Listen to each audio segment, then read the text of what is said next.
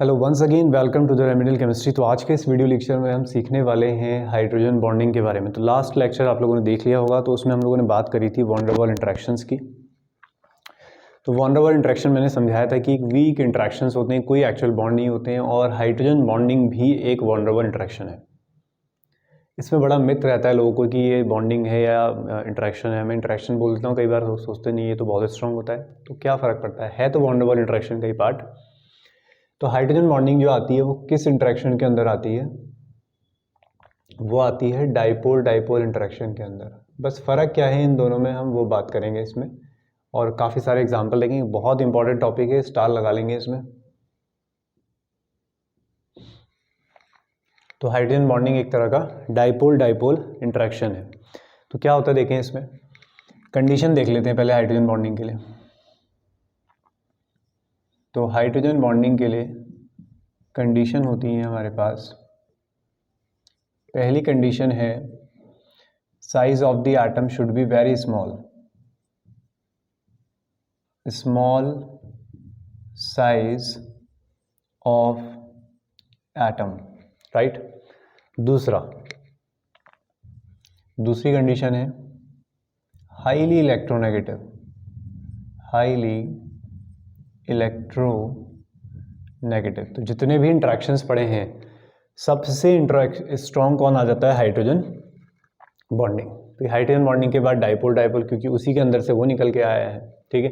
फिर dipole induce dipole, फिर आपका लंदन फोर्सेस सबसे वीक। तो हाईली इलेक्ट्रोनेगेटिव होना चाहिए, स्मॉल होना चाहिए। तो इन कंडीशंस पे जो खरे उतरते हैं वो कौन है? फ्लोरीन, ऑक्सीजन और नाइट्रोजन। फ़ोन करके आप याद रखेंगे, मुझे फ़ोन करके नहीं, FON, फ़ोन, ठीक है। तो फ्लोरीन, ऑक्सीजन और नाइट्रोजन। फ्लोरीन पीरियोडिक टेबल में सबसे ज़्यादा इलेक्ट्रोनेगेटिव, उससे कम ऑक्सीजन, उससे कम नाइट्रोजन। साइज़ भी इनके स्मॉल है, क्योंकि अलॉन्ग द पीरियड जाने पर साइज़ क्या होते हैं? कम। तो जहाँ पर भी फ्लोरीन, ऑक्सीजन, नाइट्रोजन देखें तो वहाँ पर क्या मिलेगी आपको? हाइड्रोजन बॉन्डिंग मिल जाएगी, जब इनको हम H के साथ कंबाइन कर रहे होंगे। तो हाइड्रोजन बॉन्डिंग 2 टाइप्स की होती है। मैंने पहले मीनिंग बता दी, कंडीशंस क्या हैं, किस टाइप की होती है। तो ये 2 तरह की होती है हाइड्रोजन बॉन्डिंग।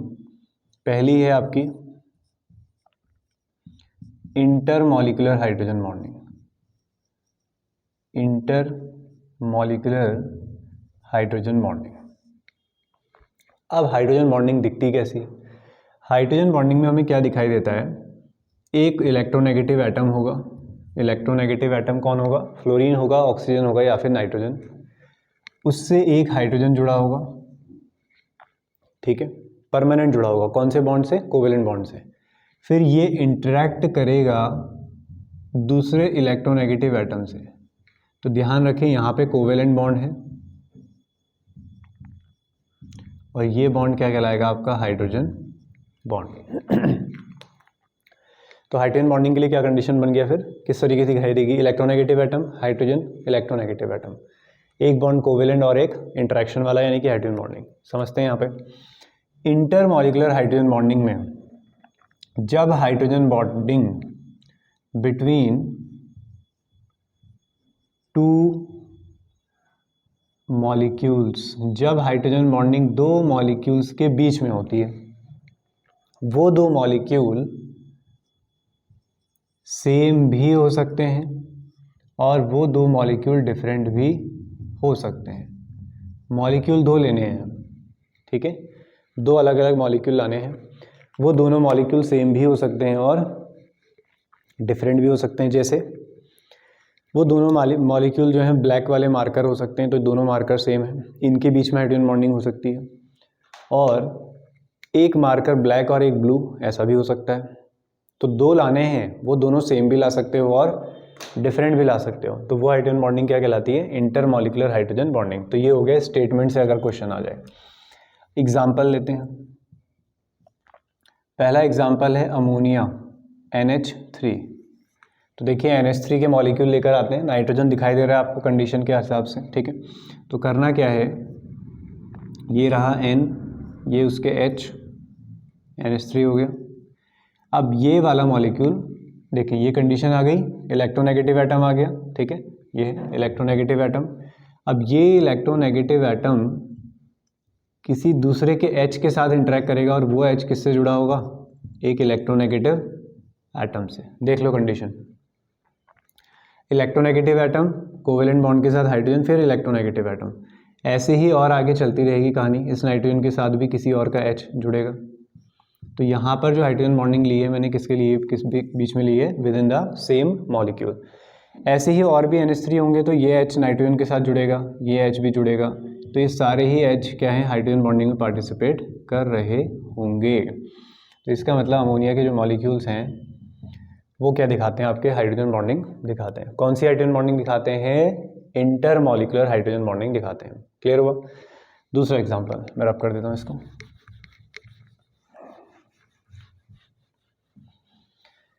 दूसरा है H2O।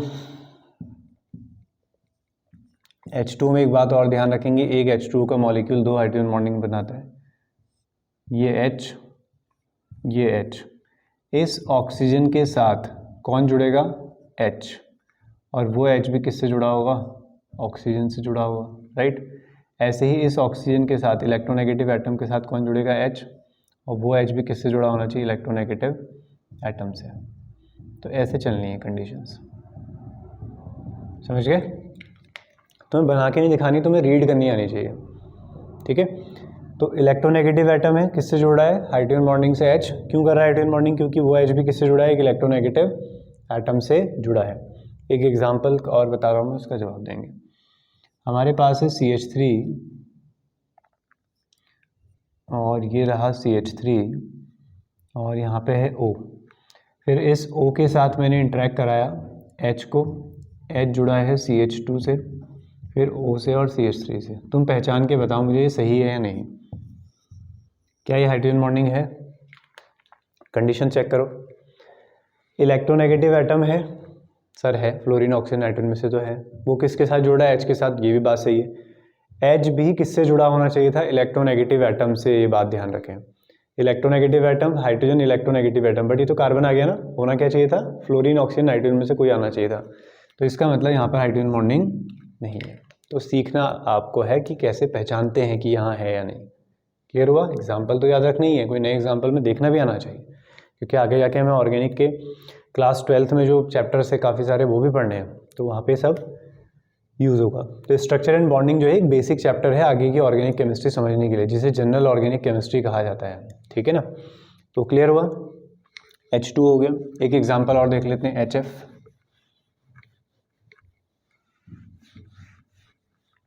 HF मॉलिक्यूल को समझते हैं। तो देखिए हमारे पास है H और ये F, फिर ऐसे ही HF, फिर और HF। तो फ्लोरीन हाइड्रोजन बॉन्डिंग करेगा किससे, H से। तो देखो इलेक्ट्रोनेगेटिव एटम, हाइड्रोजन बॉन्ड, फिर H आ गया, कोवेलेंट बॉन्ड। ऐसे ही F भी आगे हाइड्रोजन बॉन्डिंग कर देगा। अब आपको पता है H और F में ज़्यादा इलेक्ट्रोनेगेटिव F होता है, तो F negative H positive, H positive F negative. तो बच्चों ये क्या डाइपोल डाइपोल इंट्रैक्शंस नहीं है ना।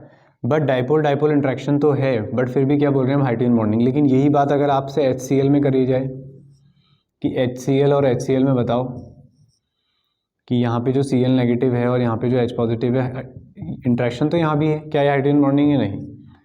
क्योंकि हाइड्रोजन बॉन्डिंग के लिए फ्लोरीन ऑक्सीजन और नाइट्रोजन में से होना चाहिए। तो ये डाइपोल डाइपोल है, ये भी डाइपोल डाइपोल है, बट ये सिर्फ डाइपोल डाइपोल है, इसको हम हाइड्रोजन बॉन्डिंग कह सकते हैं ऊपर वाले को। तो क्या कंक्लूजन निकला, all hydrogen bondings are dipole dipole interaction, but not all dipole dipole interactions are hydrogen bonding. Clear.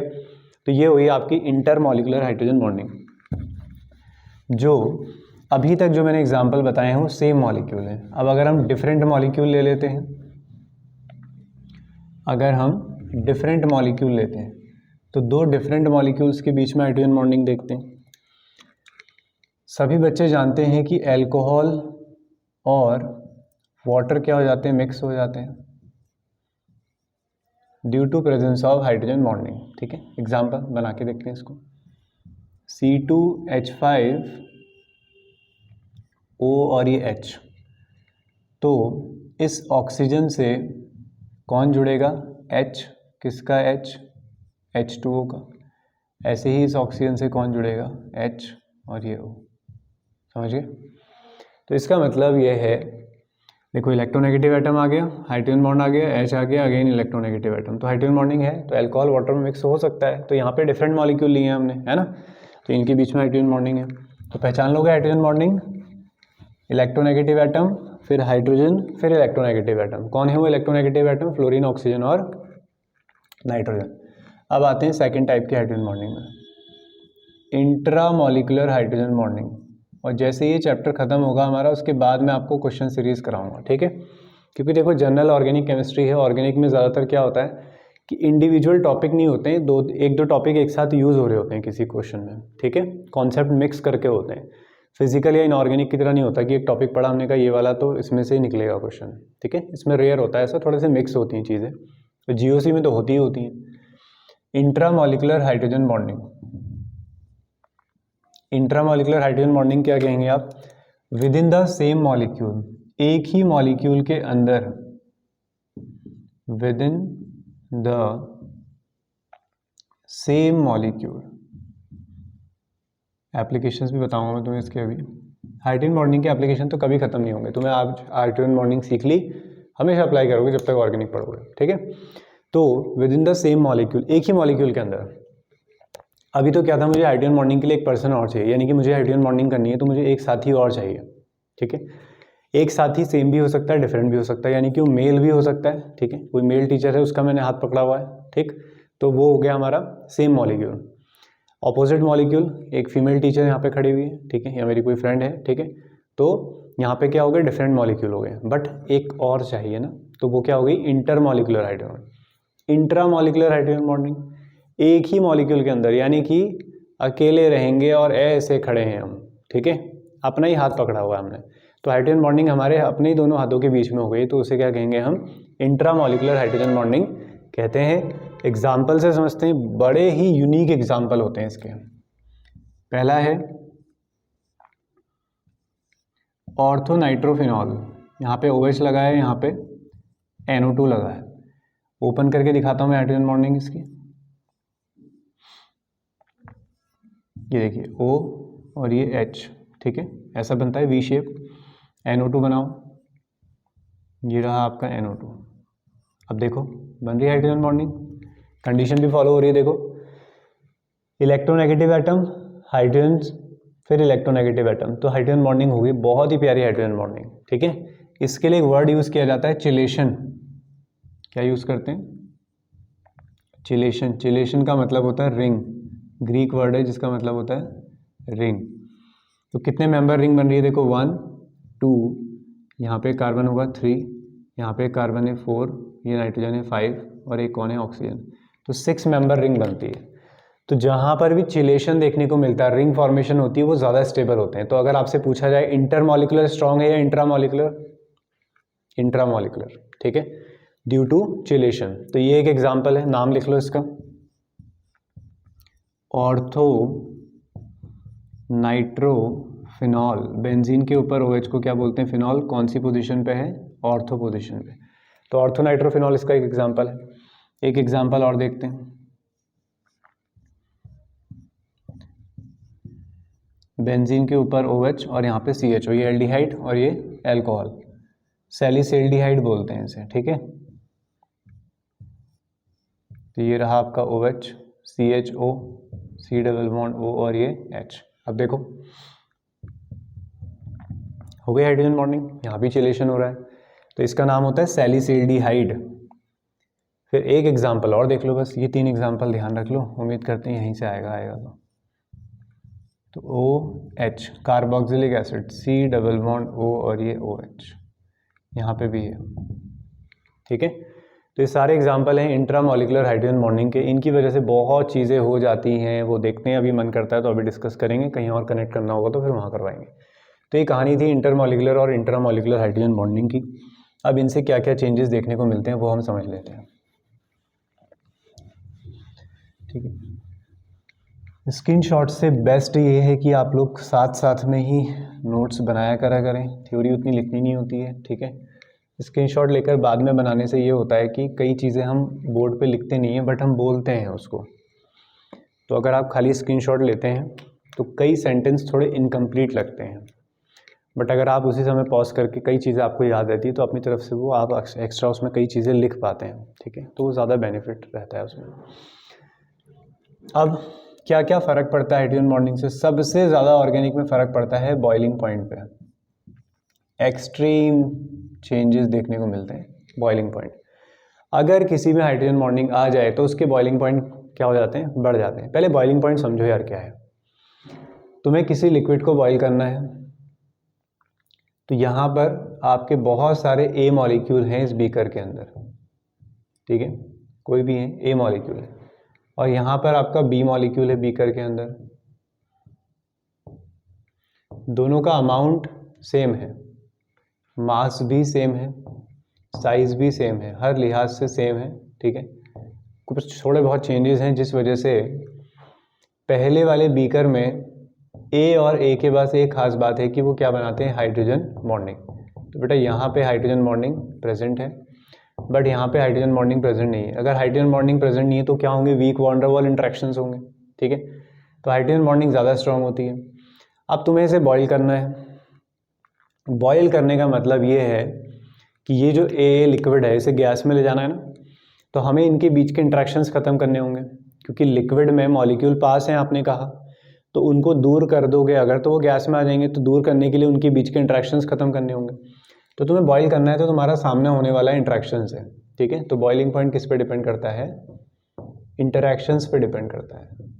Interaction आपने काफ़ी टाइप्स के पढ़ लिए, इसलिए इस टॉपिक को मैंने हाइड्रोजन बॉन्डिंग को इंटरैक्शंस वाले टॉपिक के बाद रखा है। तो अगर नहीं पढ़ा है तो पहले वॉन डेर वाल देख के आओ। तो यहाँ इंटरैक्शन स्ट्रॉन्ग है, यहाँ वीक है, तो इसका बॉइलिंग पॉइंट ज़्यादा होगा, इसका बॉइलिंग पॉइंट क्या होगा? कम होगा। क्लियर हो गया? फिर दूसरा एग्जांपल, एक मॉलिक्यूल है जो वो इंटर मॉलिक्यूलर हाइड्रोजन बॉन्डिंग करता है, ठीक है, और एक कौन सी हाइड्रोजन बॉन्डिंग करता है? इंट्रा मॉलिक्यूलर हाइड्रोजन बॉन्डिंग करता है। छोड़ो, ये नहीं कंपैरिजन, थोड़ा सी गलत हो जाएगा, मैं समझाता हूँ क्यों गलत हो जाएगा। हाइड्रोजन बॉन्डिंग सिर्फ डिपेंड करेगी कौन से हाइड्रोजन बॉन्डिंग पे? इंटर, बहुत बड़ा स्टेटमेंट कहने जा रहा हूँ मैं, ठीक है, काफ़ी लोगों के लेक्चर के साथ ये कॉन्ट्राडिक्ट कर सकता है क्योंकि समझाने का तरीका अलग, ठीक है। तो बुक्स भी इसमें स्टेटमेंट लिख देती हैं, बट सही नहीं है। किस तरीके से? देखो, बॉइलिंग पॉइंट जो है वो डिपेंड करता है इंटर मॉलिक्यूलर हाइड्रोजन बॉन्डिंग पे। किस तरीके से? एक एग्जांपल लेते हैं ऑर्थो नाइट्रोफिनॉल और पैरा नाइट्रोफिनॉल का, जो मैं अभी बना रहा था आपके लिए। तो ऑर्थो नाइट्रोफिनॉल में अभी हम लोगों ने देखा था कि कैसी हाइड्रोजन बॉन्डिंग थी? Inter molecular.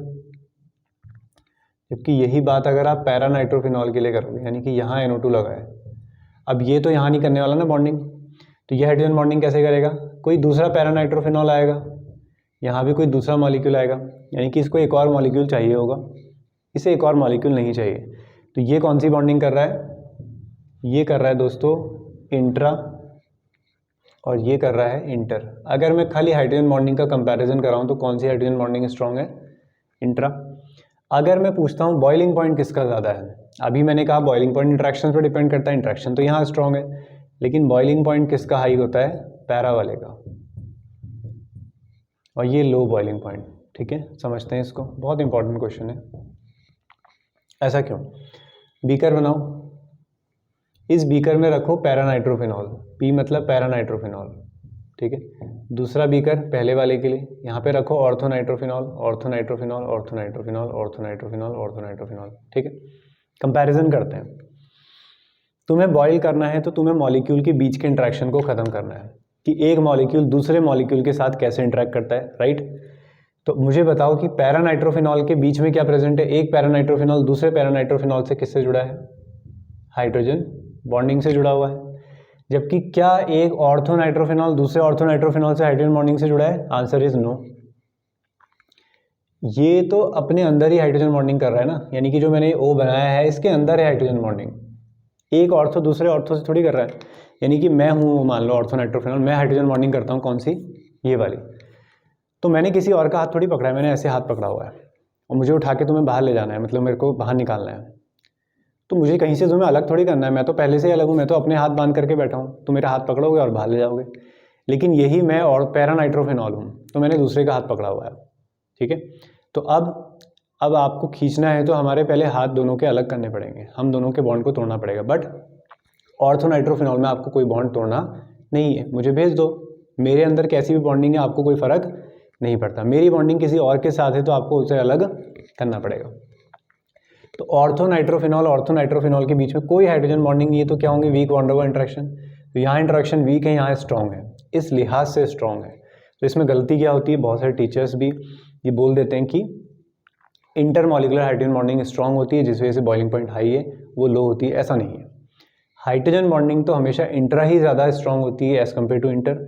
ये कॉन्सेप्ट क्यों बदला है, क्योंकि इंट्रामॉलिकुलर हाइड्रोजन बॉन्डिंग का बॉइलिंग पॉइंट से कोई लेना देना नहीं है। अगर इंटरमॉलिकुलर हाइड्रोजन बॉन्डिंग है तो एक मॉलिक्यूल दूसरे मॉलिक्यूल के साथ हाइड्रोजन बॉन्ड से जुड़ा है, जिसको ब्रेक करने के लिए ज़्यादा एनर्जी लगेगी, जबकि जिसमें और कोई भी बॉन्डिंग हो फिर, ठीक है, वहाँ पे ऐसा नहीं है। तो ये क्लियर हुआ। तो जैसे जैसे आपके पास हाइड्रोजन बॉन्डिंग आती है तो बॉइलिंग पॉइंट बढ़ जाते हैं। एक एग्जांपल मैंने बता दिया है, बहुत इंपॉर्टेंट। दूसरा, बॉइलिंग पॉइंट डिपेंड करता है इंट्रैक्शंस पे ना। इंट्रैक्शंस कब ज़्यादा होंगे, जब लोग कम होंगे या ज़्यादा। एक क्लास में 20 बच्चे बैठे होंगे, इंट्रैक्शंस तब ज़्यादा होंगे बच्चों के बीच में, 40 बच्चे बैठे होंगे तब, जाहिर सी बात है 40 में। तो इसका मतलब ये है कि बॉइलिंग पॉइंट डिपेंड करता है किस पर, इंट्रैक्शंस पे ना। और इंट्रैक्शंस किस पे डिपेंड करता है फिर, मॉलिक्यूलर मास पे, मॉलिक्यूलर मास। तो जितना ज़्यादा मास बढ़ता है, साइज बढ़ता है एटम्स का, बड़े बड़े बच्चे बैठे हैं तो उनके बीच में इंट्रैक्शन ज़्यादा होगा, छोटे बच्चे बैठे हैं तो इंट्रैक्शन कम कर पाएंगे, ठीक है। इंट्रैक्शन करना मतलब बातचीत करने की बात नहीं चल रही है, ठीक है, ठीक है। गैप कितना है उनके बीच में, तो मॉलिक्यूलर मास बढ़ेगा। अब एग्जांपल देखते हैं, NH3, हालांकि इनऑर्गेनिक का एग्जांपल है पर इसमें टच कर रहा हूँ यहाँ पे, नाइट्रोजन, फास्फोरस, आर्सेनिक, जैसे ये है, इनमें हाइड्रोजन बॉन्डिंग कौन करता है, NH3। देखिए जब आप नाइट्रोजन से आर्सीन की तरफ जाते हैं, तो कि नाइट्रोजन से आर्सेनिक की तरफ जा रहे हैं, तो मास क्या हो रहा है, बढ़ रहा है। तो अगर मास बढ़ रहा है तो बॉइलिंग पॉइंट भी क्या होने चाहिए थे, बढ़ने चाहिए। अगर मैं पूछूँ इन तीनों में बॉइलिंग पॉइंट ज़्यादा किसका है, आप बोलोगे सर AsH3 का। H तो सेम है, AS तो बड़ा है, मास भी ज़्यादा है, बट हाइड्रोजन बॉन्डिंग की वजह से NH3 का बॉइलिंग पॉइंट क्या होता है, ज़्यादा होता है किसके कंपैरिजन में, जबकि मास के अकॉर्डिंग कोई देखे तो वो कहेगा PH3, बाय हाइड्रोजन बॉन्डिंग की वजह से ये हो गया। ऐसे ही एग्जांपल है H2O और H2S, किसका मास ज़्यादा है, H2S का। सल्फर का साइज भी बड़ा है, इंट्रैक्शन वहाँ ज़्यादा होनी चाहिए, लेकिन due to presence of hydrogen bonding H2 आगे निकल जाएगा। इसलिए तो मैंने बोला है कि सबसे ज़्यादा स्ट्रॉन्ग जो बॉन्डिंग है वो कौन सी बॉन्डिंग है, हाइड्रोजन बॉन्डिंग है। तो इससे ये फ़र्क पड़ता है बॉइलिंग पॉइंट, ठीक है। एक पॉइंट और सुन लो, हाइड्रोजन बॉन्डिंग की वजह से कई बार मॉलिक्यूल एसोसिएशन दिखाते हैं, कंबाइंड हो जाते हैं, जुड़ के रहते हैं। इसका एक बेहतरीन एग्जांपल है आपका acetic acid, CH3C double bond O और ये OH, देख लो CH3COH है। अब दूसरा CH3COH बनाओ, और कभी लेक्चर की स्पीड स्लो लगती है तो आप, ठीक है, स्पीड बढ़ा सकते हैं। तो ये देखिए, अब ऑक्सीजन किससे हाइड्रोजन बॉन्डिंग करने वाला है, देखिए H से, फिर इलेक्ट्रोनेगेटिव एटम ऐसे ही है। तो देखो क्या बढ़िया हाइड्रोजन बॉन्डिंग हुई है, दोनों CH3COH जुड़ गए हैं, दोनों मॉलिक्यूल कंबाइंड हो गए और ऐसे बिहेव करेंगे जैसे ये एक ही मॉलिक्यूल है। तो इसे बोलते हैं डाइमर, जब दो मॉलिक्यूल, बिल्कुल दो जिसमें एक जान, ठीक है, ऐसा है। तो दो लोग हैं बट एक ही मॉलिक्यूल की तरह बने हुए रह रहे हैं, डाइमर बना रहा हो। इतनी स्ट्रॉन्ग हाइड्रोजन बॉन्डिंग है कि जब इसे बॉईल किया जाता है तो ये दोनों ही साथ में चले जाते हैं, ठीक है। इतनी स्ट्रॉन्ग बॉन्डिंग है, जैसे कई बार होता है दोस्तों में, ठीक है, दोस्तों में मान लो या जैसे भी समझना चाहते हो तुम, ठीक है। इतनी स्ट्रॉन्ग बॉन्डिंग है कि एक को अलग कोशिश करने की करी, हो ही नहीं रहा अलग, दोनों ही साथ में जा रहे हैं, ठीक है। गैस फॉर्म में भी जा रहे हैं तो साथ में, तो गैस फॉर्म में भी ये हाइड्रोजन बॉन्डिंग ब्रेक नहीं होती है। तो अगर आपसे बोलें कि मॉलिक्यूल में एसोसिएशन किसकी वजह से मिल सकता है, तो वो क्या, एक और रीज़न है क्या, हाइड्रोजन बॉन्डिंग। आई होप चीज़ें क्लियर हो गई होंगी। तो मैंने आप लोगों को बता दिया है हाइड्रोजन बॉन्डिंग की कंडीशन कौन करेंगे, फ्लोरीन, ऑक्सीजन और नाइट्रोजन। कंडीशन क्या होती है, साइज स्मॉल होना चाहिए, हाईली इलेक्ट्रोनेगेटिव होना चाहिए। तो उस हिसाब से फ्लोरीन, ऑक्सीजन और नाइट्रोजन हमें नज़र आ रहे होते हैं। दूसरा टाइप कितने हैं, दो, इंटर और इंट्रा। सॉरी इंटर में दो मॉलिक्यूल चाहिए, वो दोनों मॉलिक्यूल सेम भी हो सकते हैं और डिफरेंट भी। इंट्रा में एक ही मॉलिक्यूल के अंदर हाइड्रोजन बॉन्डिंग ऐसे, इंट्रा स्ट्रॉन्ग है एज कम्पेयर टू इंटर। फिर बॉइलिंग पॉइंट डिपेंड करता है इंट्रैक्शंस पे, मॉलिक्यूलर मास पे। मास बढ़ता है, बॉइलिंग पॉइंट बढ़ते हैं क्योंकि इंट्रैक्शन भी बढ़ते हैं। अगर इंट्रैक्शन मास के अलावा किसी और से बढ़ जाए हमें कोई फर्क नहीं पड़ता, हमें तो इंट्रैक्शन से मतलब है। तो inter molecular bonding, hydrogen bonding की वजह से भी इंट्रैक्शन बहुत बढ़ जाते हैं, जिसका एग्जांपल हम लोगों ने देख लिए, डाइमर हमने बना लिया है, पैरानाइट्रोफिनॉल वगैरह देख लिए। तो आई होप चीज़ें क्लियर हो गई होंगी। कोई चीज़ें समझ में ना आए या आपके कोई डाउट हो या जो भी चीज़ की प्रॉब्लम हो, कोई लेक्चर के रिगार्डिंग आपको सजेशन हो या डिमांड हो, तो आप कमेंट बॉक्स में प्लीज़ कमेंट करके बताएं और वीडियो को लाइक करना ना भूलें अगर आप लोगों को कुछ हेल्प मिल रही है तो।